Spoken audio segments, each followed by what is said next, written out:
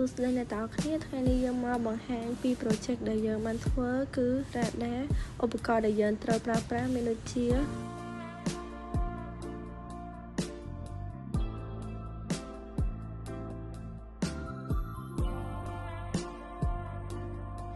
បៀបភ្ជាប់នឹងដំណើរការ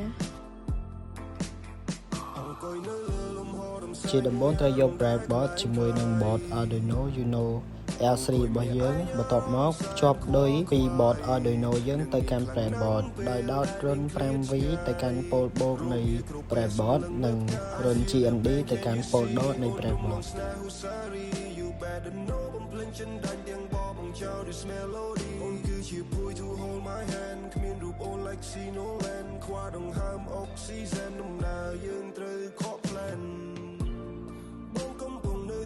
Feeling as you go, can you hear me sing from distant girl? I am stressed, all the cash turn to dark. I am stressed, my life mess, can you hold me? ដោយនៅលើ servo motor របស់យើងមានដូច3ពណ៌គឺពណ៌លឿងពណ៌ក្រហមនិងពណ៌ខ្មៅអញ្ចឹងយើងត្រូវដោតដោយពណ៌លឿងទៅកាន់ pin 12នៃ board Arduino ពណ៌ក្រហមទៅកាន់ pole board នៅលើ breadboard និងពណ៌ខ្មៅទៅលើ pole dot នៃ breadboard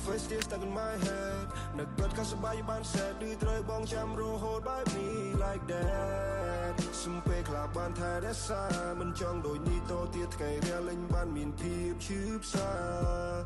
សន្យាគឺជាការពិន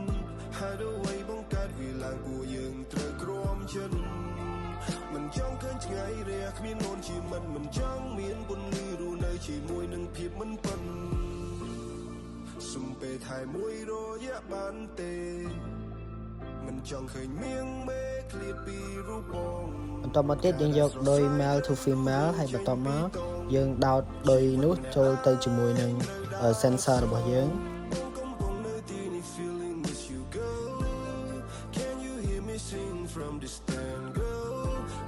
នៅពេលដោតដោយចូល sensor រួចហើយអញ្ចឹងដោយដែលដោតទៅកាន់រុន VC ត្រូវដោតទៅ pole board នៃ breadboard រុន TORIG ទៅកាន់ pin 10នៃ Arduino រុន Eco ទៅកាន់ pin 11នៃ Arduino និងរុន GND ទៅកាន់ pole dot នៃ breadboard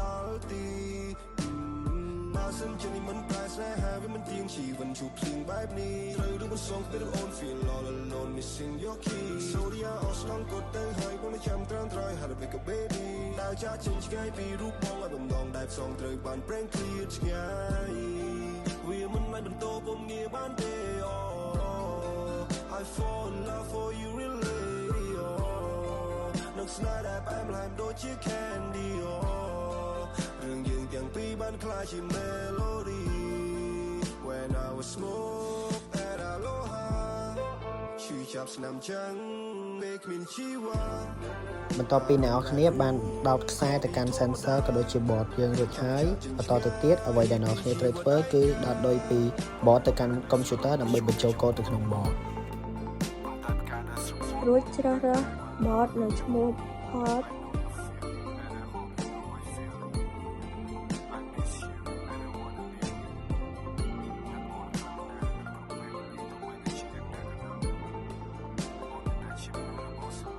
រួចកែឈ្មោះ port និងចុច run